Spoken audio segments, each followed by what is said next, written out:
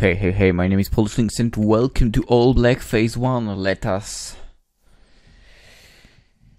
somehow survive through this terrible English that most definitely was not checked. It was not proofread, despite the description of the game saying it was.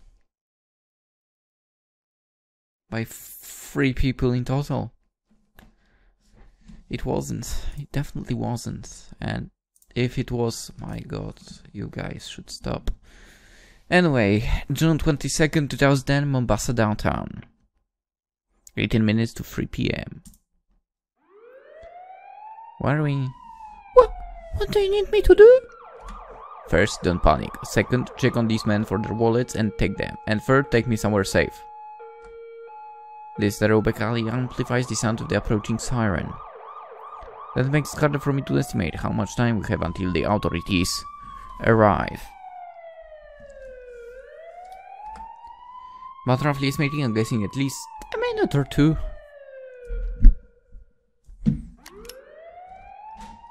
Approach guy's unconscious body and pick up the gun that is lying next to him. I had to crouch to get a plank wave when I bent. Just makes the pain in my wound feel sharper. By the time I picked up the gun, handgun, Vicky returned from examining Drake's pockets. In her hands are 2 wallets. Do you know a safe place? I asked her with shallow breaths, still trying to hold the pain. We have to get you to the hospital, it's only 5 minutes! No, not the hospital. I can't go to the hospital. I complain, of course I can't go to such place. I can't risk of getting myself caught. She thinks for a while. My request is illogical, but I know what I'm doing. I think. We can hide in my house. But we barely met. Where is it? 40 minutes drive from here. How do we reach there? My car is across the street. Okay then, let's take a detour. Police might be coming. Yeah, because I'm sure they don't know who works at the store, and I'm pretty sure she's the one working there. Plus, I bet they don't have any cameras over there. Because stores don't have cameras at all. No, they don't, really. And so we can trace the alleys. We need to walk past at least 4 or 5 buildings until I think it is safe to return to the main street. At least I can relax, the hard part has passed, and I don't need to hurry to ask Vicky about what I want to know about her. My breath feels so heavy, it's getting harder and hard to hold back the pain. I have to rest my shoulder on the nearest wall if I don't want to collapse. You okay? No. Do you need help? Let me carry you! I don't have any choices. I know we have to get out from here immediately, but I can't move fast on my own. So without hesitation I accept her offer. I wrap my arm around her neck. This might have been a good idea if she was taller. I have to crouch so my arm can rest comfortably on her shoulders. We can walk faster despite my wound feeling worse. My breath feels so heavy, and limping while leaning on the shoulder of someone shorter than me doesn't help. Where the heck are we? Mexico? Previously I thought it was something like Russia, now it looks like Mexico. What the hell? Is this some random choices of pictures? I don't know why I said Mexico, maybe it's Spain. But wait, there. Ask for car wash, okay. Why is there any ugly graffiti? Oh my, no, never mind, you know what. Anyway, after walking around in this position, we finally reach the streets. From here we can see police and civilians swarming the store that was my battlefield. A few cars are parallel parked across from the store. If no one from that store remembered me or Vicky, then we can run off without incident. I tried to walk as normal as I can. I let my hand off from Vicky's shoulder and started to walk upright and tall, but still awkwardly. Every step I take induces this too slow so I don't feel the pain in my shoulder. At a point Vicky walks past me and heads towards her car's driver's side door. Is this a freaking... wait. Is this a freaking... Wait a second. Are you kidding me? This is it, I think. Right? I need to check if this is the logo. But I have to think it is. It's a freaking Bentley! What the hell? Are you serious? She works in a store and she has a Bentley? How? How in the heck?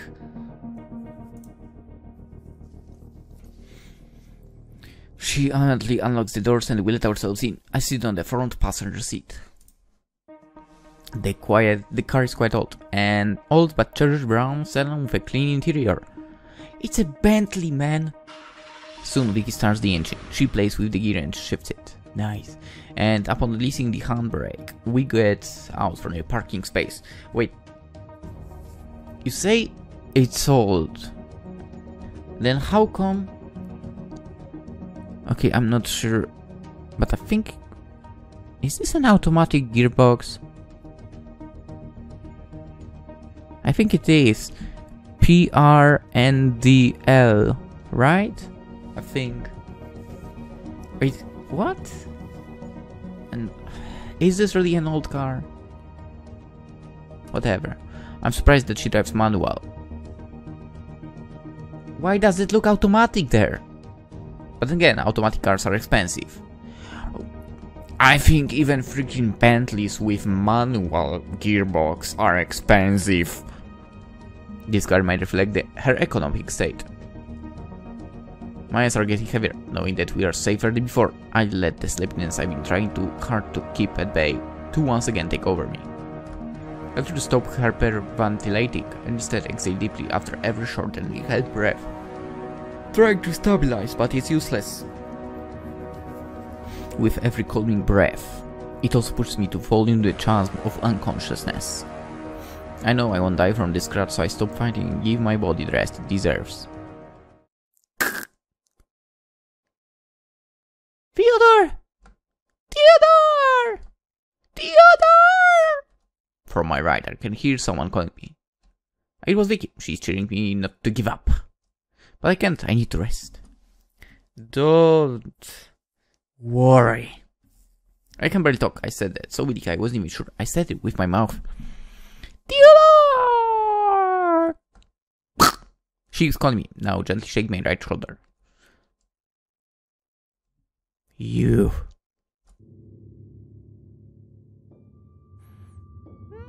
The table again. For a moment, I am trapped inside a void that I call my unconsciousness, until I slowly regained my awareness, but still failed to have complete control over my own corporeal body. Here I am, back inside that room again. I am sitting on the same chair behind the wooden desk, but the black figure which called itself a great einhorn has been waiting for me to open my eyes. He's standing across the desk while holding a Riesling glass, and on the desk... What the fuck is a Riesling glass? Riesling. Oh, it's a wine. Okay. And on the desk itself is a bottle and another empty Riesling glass. Whilst waiting for me to be fully aware, he raises his glass and savors the aroma of the wine he had poured into the glass and then slowly swirls the contents. I didn't know he was connoisseur and or something, yeah. Oh, welcome back. What? Again, I'm not the one he talks to, nor am I the one to talk. I'm just a bystander on the shoes of the second person. Dr. Einhorn. Good day. Sorry, did I fall asleep? Don't worry, it's fine. Has been 2 weeks already? Time flies, doesn't it? Care for a drink? You know I shouldn't. Look at the glossy wine bottle stained on the desk in front of me. If I can actually join it, I might try to resist my own voice and accept. I'd take it. Are you sure? No one will care if you do. I'm sure. Fine then. He raises his glass and drinks the content of the workstation. After he empties the glass, he puts it on the desk and wanders around in this room slowly with both his hands crossed behind his back. So, for the first one, how are you progressing? Slowly, sir. I know this sounds odd, but I just realized that within my voice, my ethereal voice, Every time he speaks, there is a tone of respect, as if we were close. He pauses. I can detect a hint of disappointment in his silence. But you are now able to control it, right? Yes, sir. So you have seen the potential of this program. Don't worry, the others have told me. The others, sir? The ones before you. Never mind. He stops abruptly with a choking cough.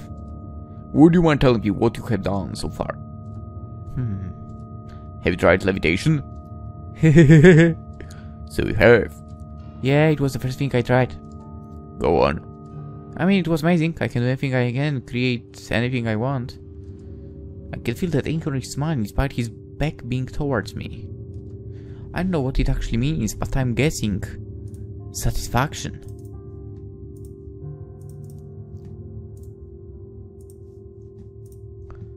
But sir? Yes? I'm still failing to see the purpose of this program. I don't think you're ready to see the bigger picture. Sir? I know how badly you want to know, but now is not your time. Believe me, your time will come when you are ready, and you will be ready when you reach the point I need you to be. You know what I'm talking about. You flew, you created, but all of those are just the beginning. I know what to say. Just like my lateral voice, I'm baffled and unable to respond. But I know that what we are thinking must be exactly the same. What is he saying? Trust me, the ultimate purpose of this program is to change the world. Change the world? Yeah, remember I told you how I don't like how this world works? You will be one to change it. You can't be serious, sir. Me? Change the world? Well, not now, but you will when we are done. I shook my head slowly, not in disagreement, not in skepticism, but in awe. At least that is how I remember what I feel when I had this conversation, but in retrospect. I think I'm now shaking my head in pity. Whilst we are still working, What? Suddenly something happens. The black figure of Great Acorn and everything else inside this room starts to glitch. The figure, the wine, bottle of glasses, the table and the desk, but not me. I look at both my hands and I don't see any changes in my physique. All of the objects in front of me glitch horizontally and gradually fade away. Meanwhile, the room itself glitches vertically and slowly begins to materialize new forms of walls, floors, ceiling, lights. Here we are. The infinite room is now enclosed with finite walls, one in each direction. But not just that, the walls begin to form a series of corridors. Something feels very familiar with these walls. They are made of thick metal and the surface is scrubbed clean. The ceilings are basically the extension of the walls and the floors are reinforced with concrete, but also covered with bluish marble that matches the walls. Am I supposed to follow these corridors? Since I don't see another option, I begin to walk and trace the corridors. Strange. These corridors are just walls. Despite their length, it suggests that there is a room inside each wall. There are no doors. And they don't seem to stretch endlessly, but I can't see inside either. As if the corridors just cease to exist after a certain point. From where I stand, I think there is a radius between me and the end of the corridors where the place exists. 1, 2, 3 intersections I pass. Randomly choose between right, left, or simply walking straight until I lose track of how far I have walked. After walking the distance, the only thing I find is silence. Huh? Suddenly a gunshot noise echoes through the narrow corridors. The reverberation that's slowly transferring through the walls makes it easy to triangulate where the sound came from, but the reduced volume makes it hard to know the exact distance. From my estimation, the gunshot originated from a few intersections to my right. My curiosity pushes me to find the source, enough to make me start running. I rush myself as fast as I can towards the place where I guess the gunshot was coming from. I keep running, straight down in the corridor in front of me while scanning every right turns I pass.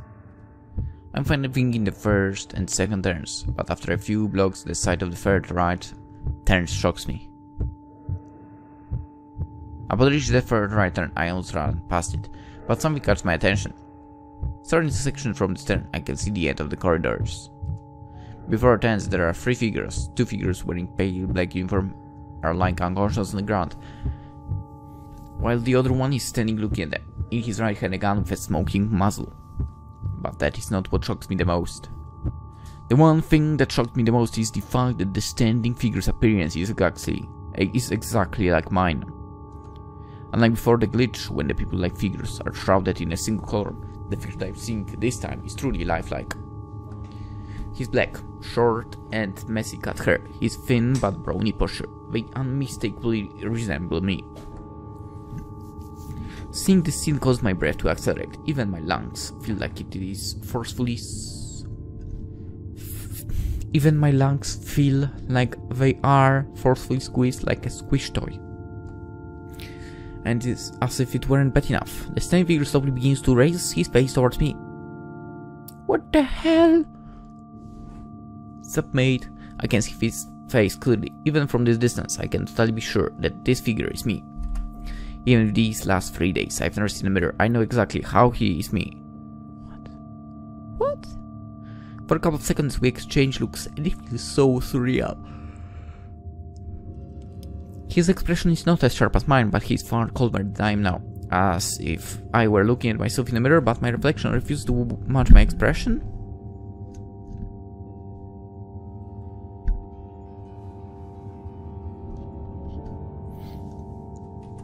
What should I do? What should I do?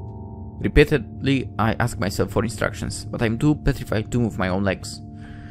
It surprised me that I get the answer for the question from someone else. Run!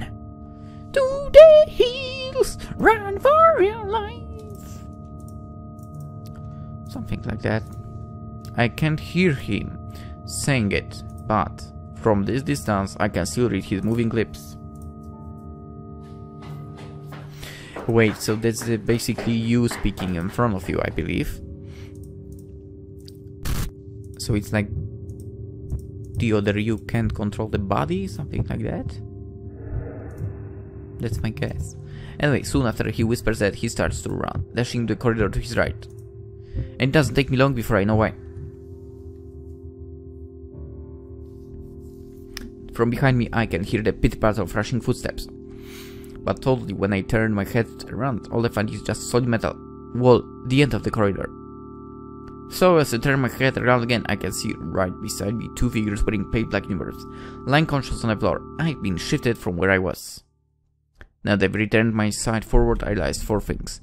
First, that there is a team of 4 fully armed soldiers with body armor and automatic rifles rushing towards me. Second, I noticed that there is a hole that looks like it has opened because of a shot from a huge cannon on the wall to my left that apparently leads to nowhere, just pitch black, huge emptiness. Third, apparently when my standing position was shifted, I lost my Theodore Quentin jacket. What the fuck are you talking about? You have it on you. And fourth, I'm now holding a gun in my right hand. That's bullshit. What am I doing here? Who are these soldiers? What hole is this? I'm totally perplexed, unable to comprehend the situation I'm in. But seeing how the soldiers have slowed down and secured the corridor, I know what the other me said. I know that this is the time I had to scurry. I actually want to run to my left, but for some reason I ran to my right instead. I'm heading exactly the same direction where the other me is running. So far I can handle myself in front of small guns, but seeing heavy guns like those soldiers are carrying makes me panic. I'm not engaging with those. Aimlessly I'm running in the corridors that seem to be endless. Once or twice I look behind in case they are coming after me. So far I can't see anyone behind me, but when I turn my head to face forward, the sight in front of me compels me to stop. In front of me another group of soldiers, seemingly the same number as before, is approaching fast. Seeing that I immediately stop and turn around. I need to find another way to escape them.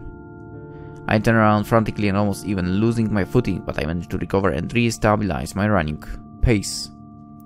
So I know I won't lose them if I move straight. I take a left turn at the next intersection, but something is already waiting for me there. Just when I take a turn, right in front of me is another team of soldiers, but now there are only 3 of them. They were about to take the turn into the corridor where I was, might be about to entrap me.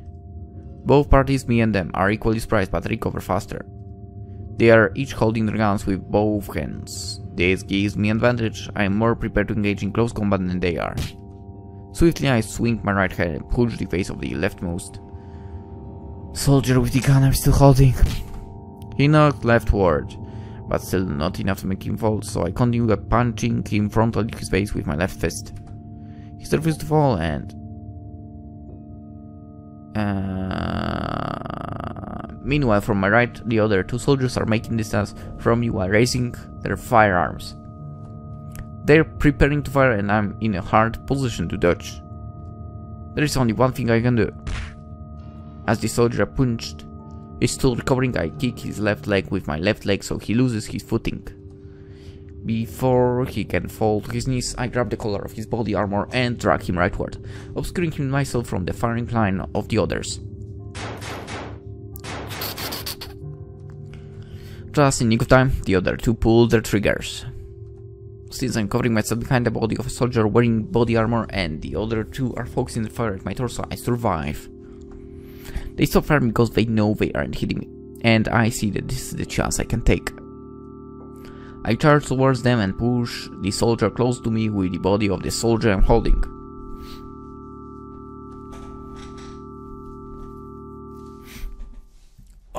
My charge wasn't strong, only as strong as a charging cat, but since I let my grip off from him when I clashed, his body wave makes the other soldier fall trying to support him. Releasing my body shield makes me vulnerable to be shot by the last soldiers. I immediately jump to my right and aim my handgun. I'm not aiming for a fatal shot that I could easily get if I shot him right in his neck or even face. Instead, I try to disable him. What?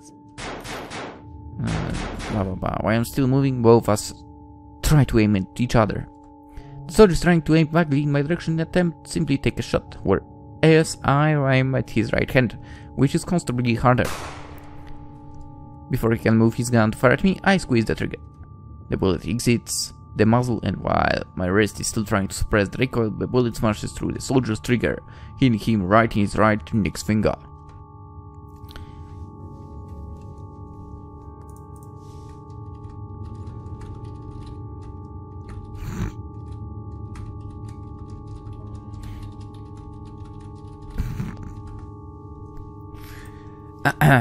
Blah blah blah blah. Despite the fact that he's capable of 2 shots more, I need to make sure that he doesn't recover, so I shoot his left thick to disable him further. Ouch. As I recover my footing, I realize that the soldier whom I threw another soldier's body at is too strong to remove his friend's body off of him. Soon when I back standing, I shoot him on his left thick and right hand, disabling him in the same way I disabled the third. The fight made me completely forgot about the other group of soldiers that is coming from the other corridor. They're around because I sense presence staring at me. But what I find behind me is not the soldiers, although I still can hear their footsteps. Across the group behind me, the other me is standing and watching how I fight. His grey shirt is drenched in blood that is not his own. Seeing his presence makes me disregard the incoming soldiers. While I'm still fixing my eyes toward the other me, the 4 soldiers position themselves between us and are pointing their guns. Fire! Fire! I am too preoccupied to react. The next thing I know, they have unleashed a barrage of bullets towards me which I can't evade. Huh. And that's when I wake up. With a shock, and my heart is pounding. And that's a nice house. Apartment? As I try to calm myself, I scan my environment. Okay, you know what? This chapter seems like being a bit proofread. It's better than the previous ones, that's for sure. I woke up in an unfamiliar place, on a couch of a tidy studio apartment. A coffee table with a netbook placed on top. A dining table with 3 chairs and a small television set that looked almost a decade old. What? Theodore! Why are you doing this to her? I hear someone calling. Soon I realize that my right hand is hanging tightly onto something. I raise my shoulder towards my wrist until I see that my right hand is strangling someone's neck. Vicky. I notice that her hands are grabbing my wrist, hoping that they will prevent my right hand from crushing her neck. Immediately after I realize what I'm doing, I let my grip off from her, and the second I do that, she inhales and exhales her breath sharply, while gasping and coughing painfully to catch her. I know that my grip was that strong. Nothing to be proud about in this situation, to be honest. I'm so sorry. I apologize while still trying to calm myself and stabilize my breath. So my sense of feeling kicks back in. Supporting my upper body on my left elbow makes my left shoulder feel scared that I let my body fall onto the couch while groaning over the pain I feel. I move my right hand to feel my shoulder. I do it so I can feel the texture of my shirt. My clothes have been removed. Oh my god. What have you done to my body? And instead of feeling bare skin, I feel the tough glow of a bandage. My wound has been treated. Don't! Funny hearing her warning. Makes me want to wrap my wound to see how bad the damage was. But before I can assess the damage on my left shoulder, she grabs my right elbow and pulls it away so my hand can't reach my left shoulder. Your wound isn't fatal? I've treated it as best as I can. It hasn't yet been 1 day since I walk on land again, and I've already been involved in technical kidnapping. Since my head is feeling heavy, I try to rise to reduce the pain. Vicky thought I was trying to stand, so she momentarily stops me, but refrains when she sees me trying to simply lift my head. From here on the couch where I'm lying and her sitting on the other end, I can see the window. Through the window I can see the blue sky with a shade of orange, meaning that now it's afternoon. I try to look around and double check, but then I remember that earlier Vicky said that we can hide at her place. Hey, is this your home? Yes. Why are you helping me? Because you saved me. She says, stating the oath that I have forgotten. Aside from that, I don't know, maybe because I think you are in some kind of trouble. Well, that is true. I saved her, and I'm also a man in need of help. But I never thought I would be rescued by someone that has nothing to do with my troubles at all. The problems of anime protagonists. Wait, that may not be true. Wait, Vicky. Yes? Do you have a little sister? Little sister? Or do you know someone by the name Eve? I remembered from Dream Around today. I remembered that white figure mentioned she knew someone she called Eve. If I want to make sure that Vicky is the white figure, that is the way that I can be sure of it. Huh? She thinks for a while. She sticks her right index finger on her chin and scans the ceiling while doing so. I don't think so. Huh. I sigh. I am jumping conclusions and have had my hopes too damn high. I risk my life to save her for nothing, so it's not the white figure in my dreams. Back to square one, but at least she's alive and she's saved. That still counts as a win. Never mind then. By the way, how do you know how to treat this kind of wound? Oh, I'm a nurse. Wait. Then where the heck was the store clerk? Anyway, I see. There is some luck. I never thought I would meet a nurse in this kind of situation. It was practical, or else I will need to go to hospital, which is not the best thing for me to do. Theodore? She calls my name timely, just as I did earlier. With this kind of tone, she must be dying to ask 1 or 2 questions about me. What is it? Are you... She paused as if she didn't know how to put her curiosity into words. A criminal? I know what she said to say. I'm just helping her to put it in words. It must be hard for someone as subtle as her. That is not what I was going to say. Don't worry, I understand. And no, I'm not a criminal. I think. Then who are you? There is the dreaded question. The question that I myself need to know. I wouldn't be here if I knew the answer myself. To be honest, I don't know. Yeah, I need the answer to that question too. Why is it not going? I'm suffering some kind of amnesia. I can't remember anything from before 3 days ago. What happened 3 days ago? Can't say for sure. 3 days ago I was found on the ocean by a fishing boat that they thought I might be stranded from another boat.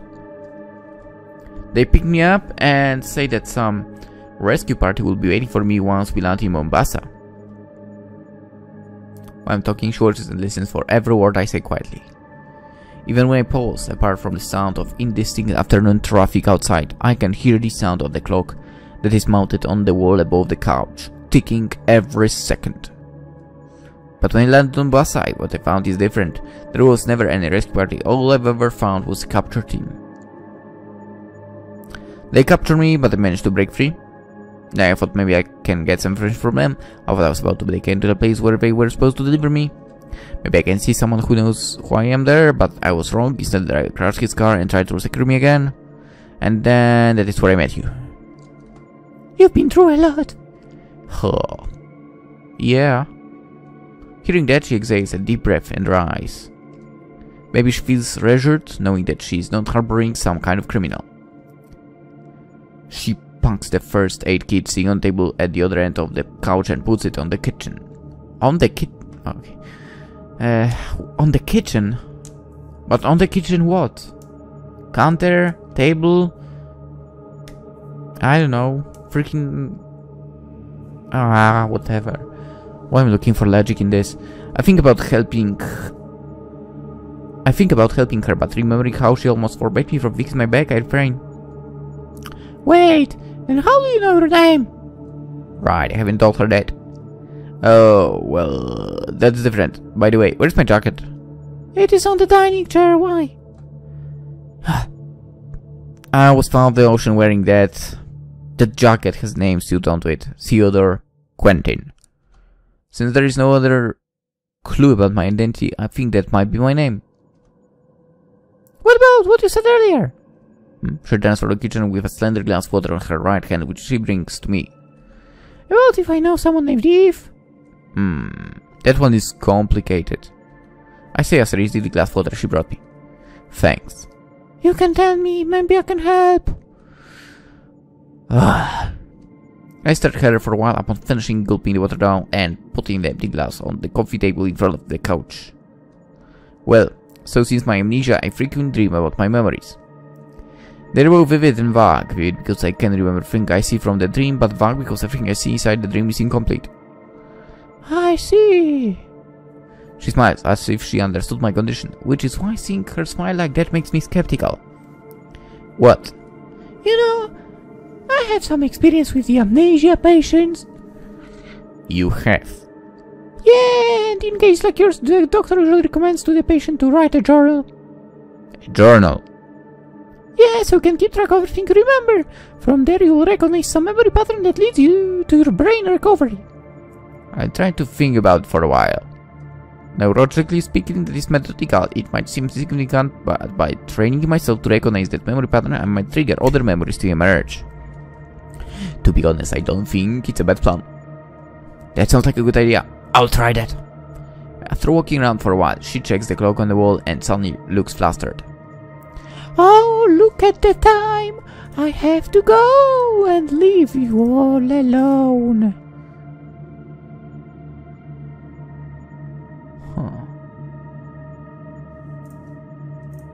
Huh? I have a night shift. Oh no. She explains while grabbing her car key from the table. But thinking about the plan, I remember that I don't have any cash to buy a blank book. And since I got myself shot, I will need a new shirt. It is obvious that I can't ask if Vicky has any spare items in her wardrobe. Wait, didn't we... Vicky? What about my gun or those men's wallets you picked up? Oh yeah, they're on the dining table. Have you checked what is inside the wallet? No, why? Can you take a look inside of them? Okay. She puts her car keys on the table again and walks toward the dining table, where the wallets are sitting. She takes one and looks inside, but after seeing the inside of the wallet, her expression abruptly changes. What is it? There's quite a sum of cash here. How much? A lot. Alright, then I don't have any trouble. With that money I can get what I need. Can you take that money and get me a book and a shirt? You can keep the rest. Okay. She takes a wad of cash out and puts it in her pocket, then returns to the table where she put her car keys and heads for the door. I'll be back after midnight. Are you okay being here alone? I'm fine, thanks, I think. Looking at her notebook on the coffee table makes me think I might as well spend the leisure time I have to do research for what I already know. Also... Yes? My call makes her stop to close the door when she is about to exit. She's stuck in the threshold, looking at me from half open door. Can I use your netbook? Fine. Once again, thanks. Yeah, sure. Don't look into the homework folder, for. She proceeds to close the door without saying anything, and kisses to be heard, but I can still hear her short-paced footsteps in the corridors outside. Soon after she goes out, I figure out I have nothing else to do. There isn't much choice inside the apartment, despite there being a television remote beside the netbook. I choose to reach for the netbook. I will do the same thing. Knoweth thine enemy? What? I don't remember where I heard that, but if I want to survive this, I need to know who I am opposing. I put the netbook up and log in. It doesn't prompt for a password. I check if she gets internet connection before opening the web browser. No one does that. You just click the browser. I click into the well-known search engine and type a name into the search field. Grail Einhorn. Upon pressing the return key, the search result loads in a matter of seconds. The search engine estimates at least several million search results for the name. Knowing how search engines work, I bet at least 8% of those search results are irrelevant. Yeah. The topmost result is a wiki article, so I click the blue link and wait for the article to load.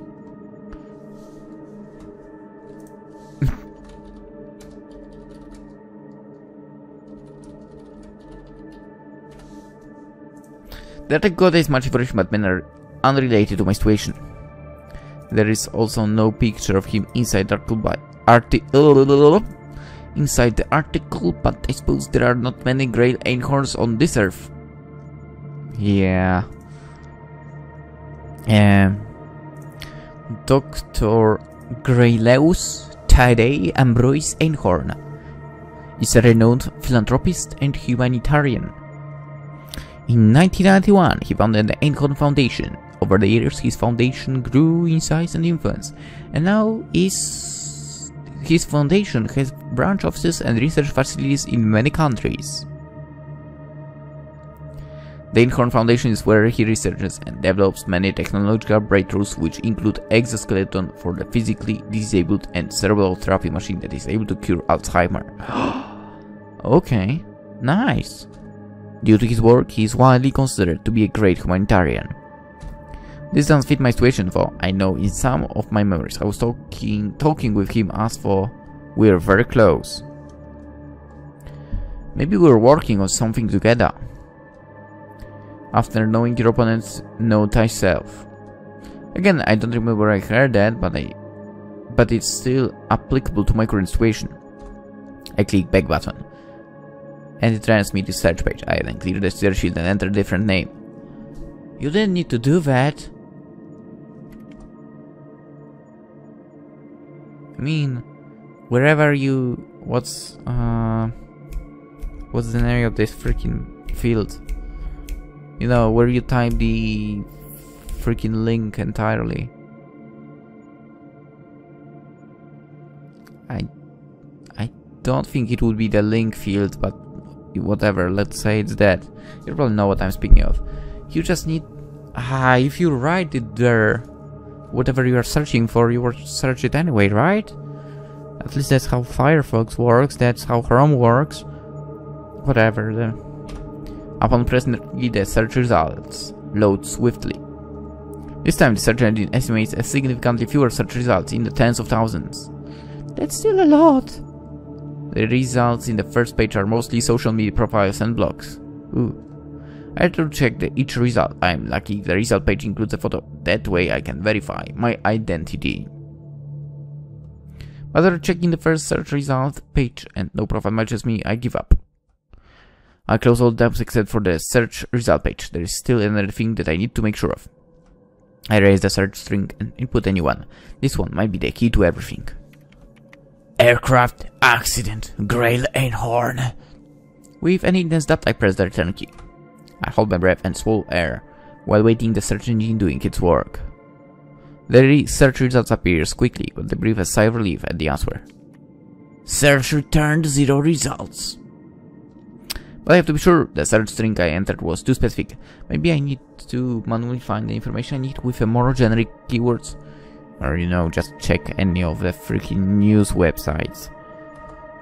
Again, I override the search string and type a new one. This time I try to make it more general. Recent aircraft accidents.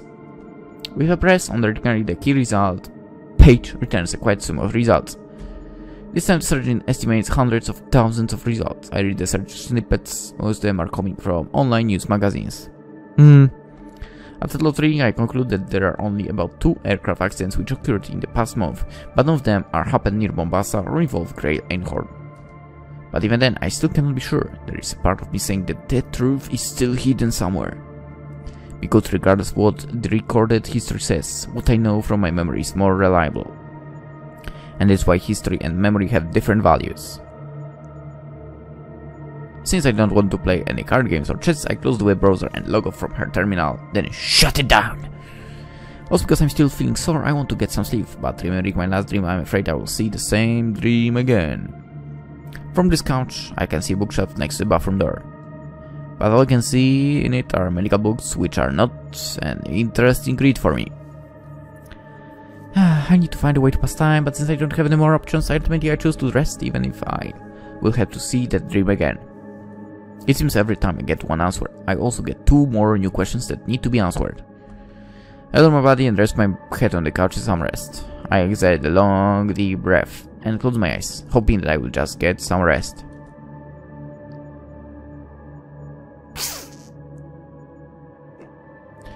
With my eyes closed, the stillness of this room and the indistinct voice of the outside what make me feel sleepy.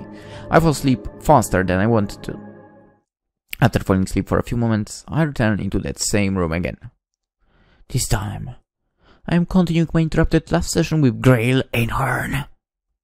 Everything in it is nothing of importance at all. He just tells me about the importance of the program before he disappears and leaves me alone in this disintegrating room. When the session is over, I am able to sleep quietly. My slumber isn't peaceful, but overall it is a good rest.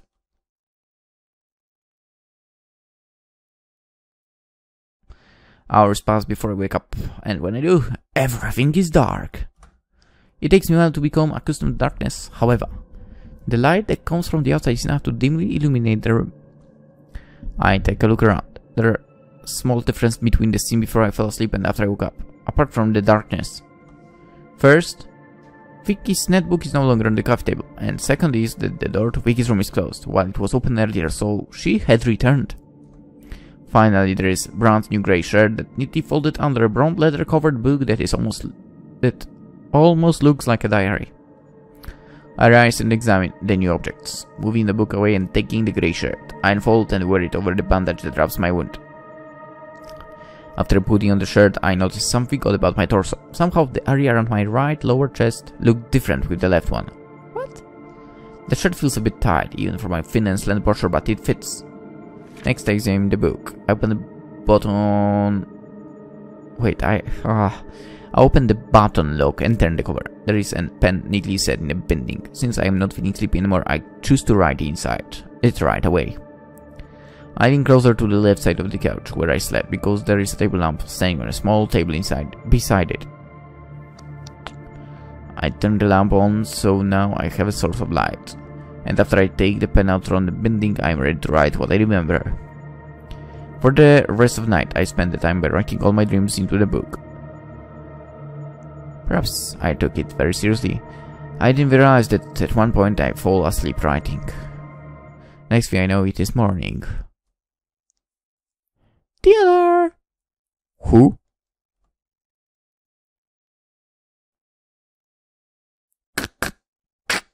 Slowly, I open my heavy eyes and raise my spirits that had seemingly plunged into sleep once more. I fall asleep on my knees, with the book still lying on my lap, leaving an unfinished note on its paper surface. Good morning! On the other side of the couch is Vicky. She's handing a plate with sandwich on it. Still able to cope with the change time I accordingly accept. Here, you must be hungry. Good morning. Thanks. So, how is it? Huh? Your journal. It's good, thanks. May I? Sure. She picks the book, which was fallen when I woke up from the floor. While I eat the sandwich she gave me, she seriously reads the contents of my writing. Also, with every mouthful I swallow, she turns the book page. Seeing how many pages had been turned so far makes me surprised. Did I write that much? Theodore? Yeah? What is in India? She points at the entry I wrote. It was written in capitals and bigger than the other text, occupying 4 lines with several underlines and a circle because of its importance. It reads only one word, India. I swallowed another mouthful that I only half chewed before I put the finished sandwich and its plate on the coffee table. Before then, I start to address her query. There's something that I have to ask you beforehand for. What is it? If I say this, you might think that I am a villain or something, but I don't know if it is true. So I must ask you, will you still trust me even if there is a possibility that I might be evil? What? Wait, why did that happen? What does it? Please just answer the question. Sure, I'll still trust you. It is still surprising me how many people keep putting blind faith on me. I think I like it, but I'm afraid that if one day she knows the truth, I can never look her in the eyes again. When I was found, I heard them say that I'm responsible for crashing an aircraft. I can see a change of expression on Vicky's face, a hint of terror that is being held back. So did you? I told you I didn't know. I averted my eyes from her, but I'm still talking to her with an intense and serious tone. But yesterday I tried to look if there have been any aircraft accidents. And? I didn't find any that I might have been involved in. She didn't respond. Knowing this, maybe she might want to retract her promise. So, how is it? Do you still trust me? She blinks several times. Her face is noticeably pale. If there's nothing you find that links you to what they say about you, I suppose, then you maybe didn't do it. I still trust you. Thanks. I'm glad that this time don't rely on blind faith. I'm happy that I can provide some facts she can base her trust on. By the way, why didn't you just wake me up last night? Suddenly she gasps and rises as if she has forgotten something important. She even drops my journal. What is it? I forgot I can't stay for the morning. I have daily shift for today. Wait, what? Are you kidding me? You had a night shift and then a day shift immediately after? Okay, I'm gonna have to speak with your employer. She frantically rushes towards her room and prepares her stuffs. I don't see her again until she suddenly dashes out from her room. How about the shirt? Huh? The shirt! Oh, that. You choose a good one. She only smiles upon hearing my answer, and after pausing for a moment, she proceeds to take her car keys and hastily runs outside. This time I refuse to just sit still. I rise and I find out that my wound is not as sore as it was yesterday. I approach the window behind the dining table and from there I can see Vicky exit in the building. I also observe that her apartment is on the 2nd level. She doesn't realize that I'm watching her, even until she drives away. So after she appears in the traffic, I back away from the window. I don't know why, but looking outside the window gives me an ominous feeling. I look around and notice that I haven't finished my sandwich on the coffee table. I turn to the couch and finish my breakfast. After finishing, I take the plate in the kitchen and wash it. There is still not many choice of things to do, but ultimately I choose to return to the couch and continue writing my journal. And I continue until noon, when I finally finish writing all I can remember up to right now into my journal. The time I got rescued by Dawson's ship, my first dream about Grail Einhorn, my first encounter with a white figure, the time I stopped the storm, the time I got kidnapped, and until the time I got here. Not everything I know goes in the book. There is a piece of memory that I left out, the dream I had before I woke up in this place. That one was too green that I don't want to remember it at all. After I finish writing the journal, I lie down on the couch and try to pass some time by napping again. I'm afraid if I had too much rest, my body will get slow. But the reason why I need some rest is because of the tiring frustration I get from thinking how I can get to India. By plane? Boat? I don't have the money, and on top of that I don't even have a passport. Putting aside, I am also thinking about Vicky. If she's not the white figure in my dreams, then who is that white figure? When I fall asleep, I don't visually see and dream at all. I only hear voices. This time voices are soothing. It is the sound of content laughter. It was previously like that as well. With such pleasant voices, this is not the best rest I could have. It's because every once and then I see glimpses of my memory. Some are from the dream where I fought those soldiers, and the rest are from the night where I was floating in the ocean.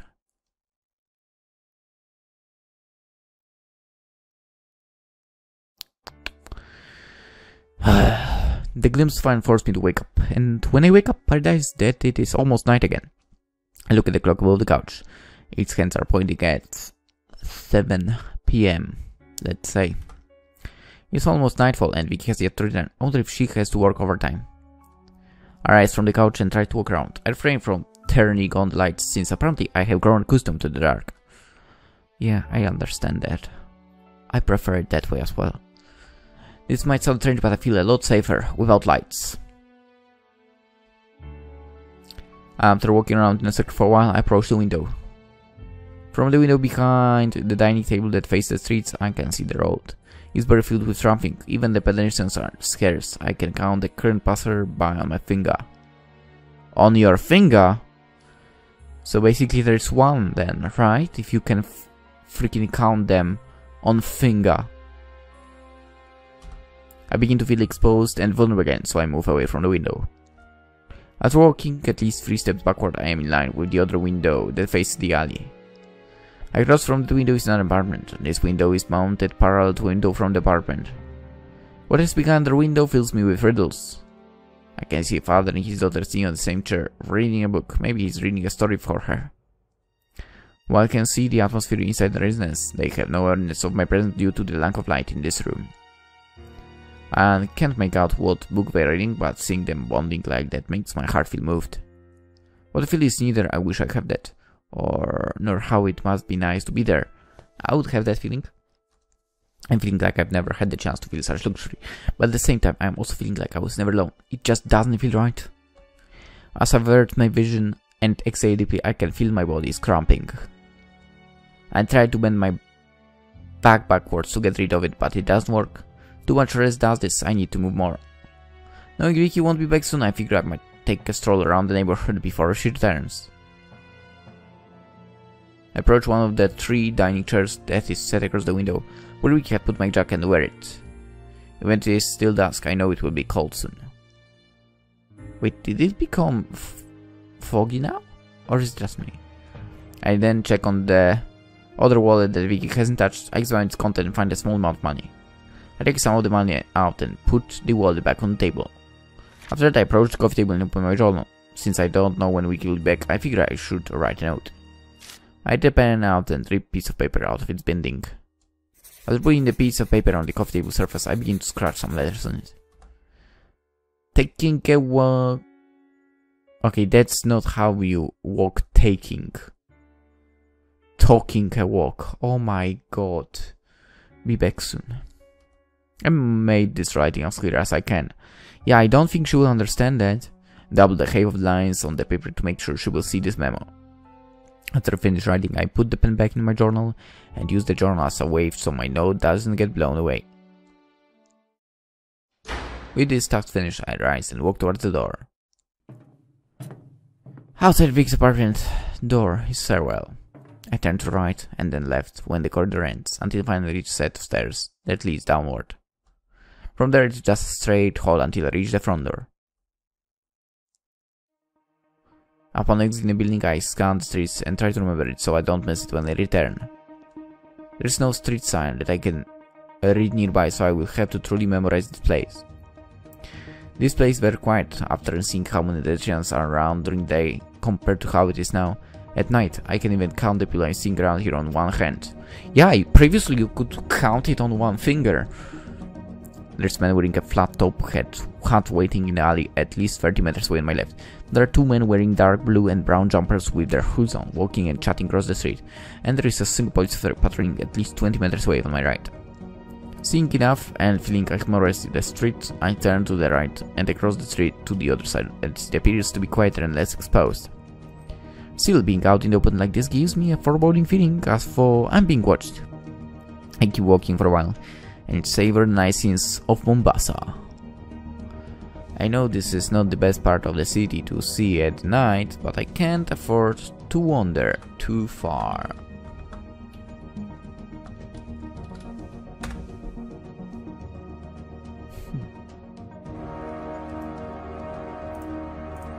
I walk aimlessly, while keeping track of the directions I take so I know which way I should take to return to Vicky's apartment.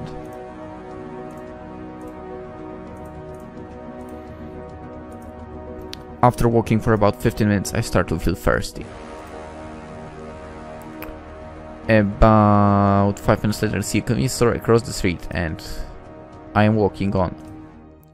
I cross the road and get inside the convenience store. I walk past the store clerk and the snack stand to approach the refrigerator. I don't see anything that I feel will satisfy me along the way, except in the beverage refrigerator in the other room. I browse in front of it for a while, looking for a beverage that I think I would like, since I think I have never tried any of these.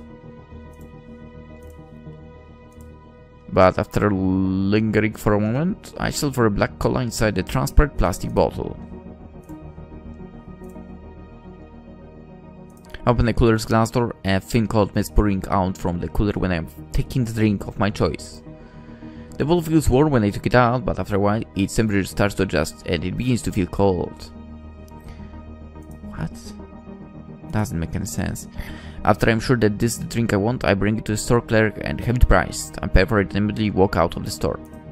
Outside the convenience store, I start to warm the drink I just bought. As it hits loudly, I stop turning the lid, letting the air from the outside to circulate with the air from the inside the bottle before I continue, afraid that the content of the bottle will explode. Okay, continue. You finish the opening bottle and holding it up in my knife hand, I take a long sip. Oh my god, do we really need the description of that? I feel the soda bites the insides of my mouth before I gulp it down. It was a little bit painful, but I repeat again 3 times and I don't feel thirsty anymore.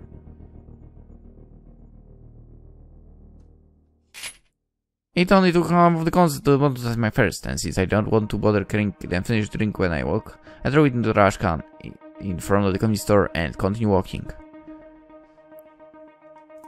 I took the path leftward from the convenience store and keep walking until the street ends and I had to turn left. Honestly,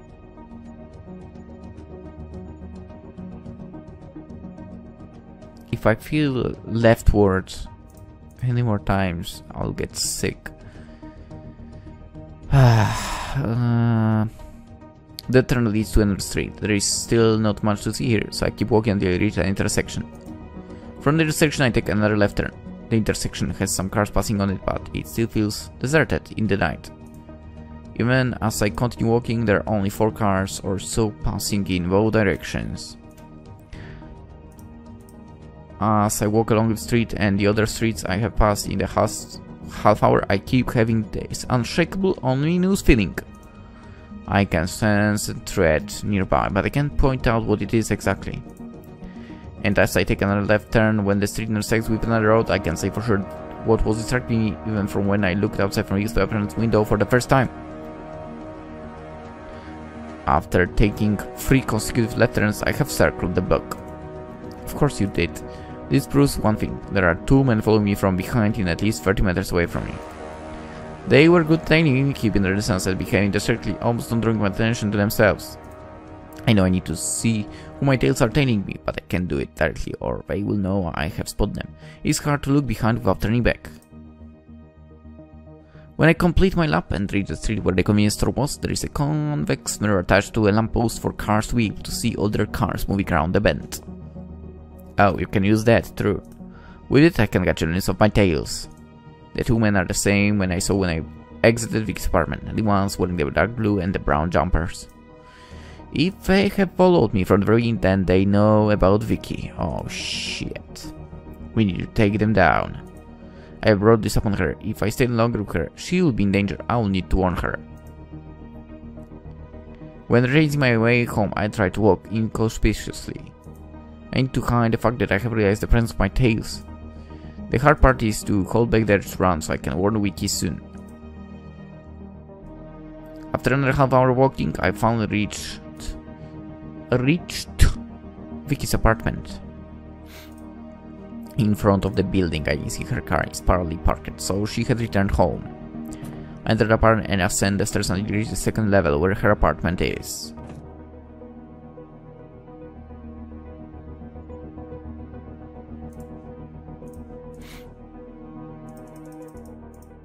Damn it.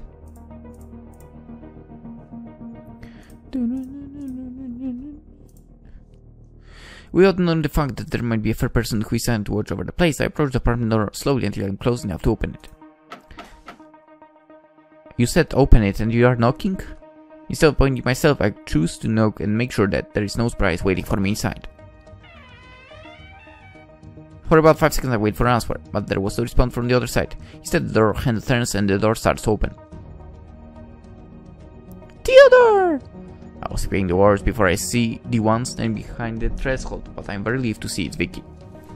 She looked deeply concerned. Her expression makes it hard for me to say what I have to tell her. Where have you? Without saying anything, I burst in and push her inside, even stopping her from talking. When I enter her apartment, there is one difference inside between now and before I left it. The lights have been turned on. This is the first time I'm seeing this place in this state. Shh! What is it? This will be hard. First, I'm sorry I have brought this on to you. What are you talking about? Frantically, I leave Vicky, who is looking obvious, and approach the window. They haven't found out that I knew about them, so I try to act casual while I look out from the window. I don't look at those two men directly, but instead I gaze straight out the window. With my eyes rolled in the direction, I can see them standing at the corner of the street. I know how, but this place has been marked. Huh? I back away from the window before I continue. Even if they can see us through the window, I have to make them unable to see what we are talking about. There were two men following me when I was out. Right now they are watching this place. What do you mean? Again, I'm very sorry. But we have to leave this place. Chapter 3 end.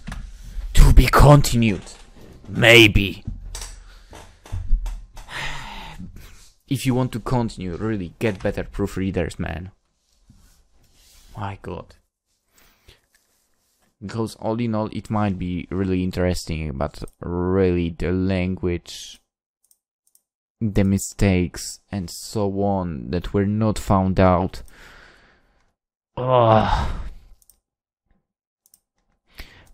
Pretty sure, basically, whoever wrote the story for this, it's not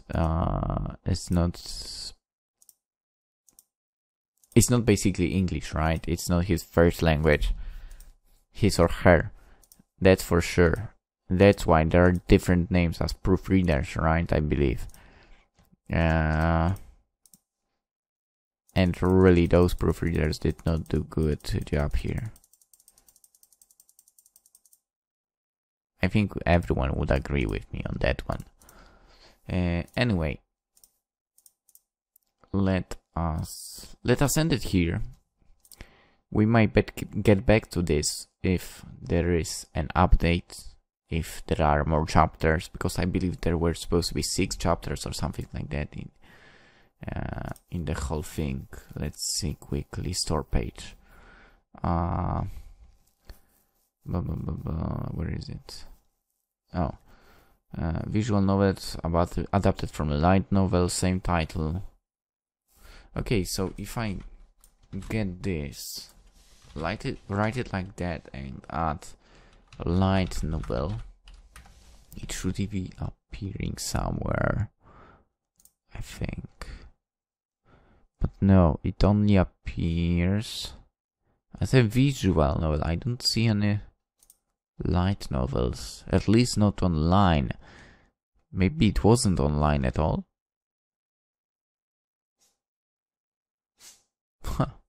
I don't know. Okay, so okay, there is details.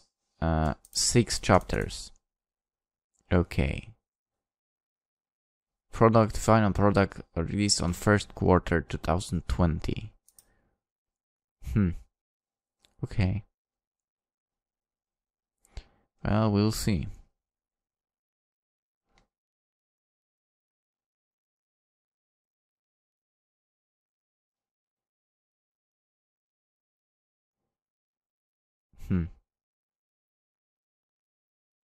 Yeah, main flaw, misspelling, grammatical errors, I agree.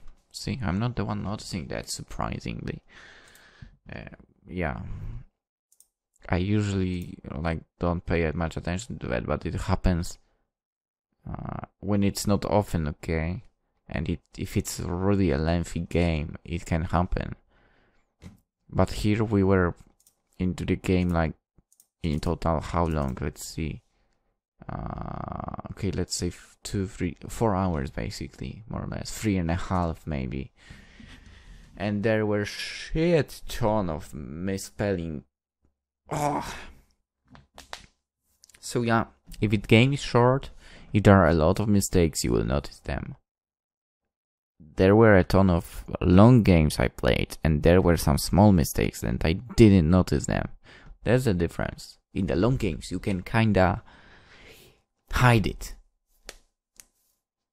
if you don't do many of those. But here, oh man, ridiculous. Story itself okay. For another thing that got my nerves, right words, left words, too many times, used too many times. Anywho, that was All Black Phase 1. We'll see if the game will really be released. The full game will really be released in 2020. Soon, first quarter. Not so long until then. Anywho, for now, hope you enjoyed. Tomorrow... I know, I might start something else or might move to Love Esquire, to recording Love Esquire again. Don't know yet. And by that I mean tomorrow recordings. Actually, I don't know if I will do recording because work. If I'm doing the recording today before work. But then again, I'm not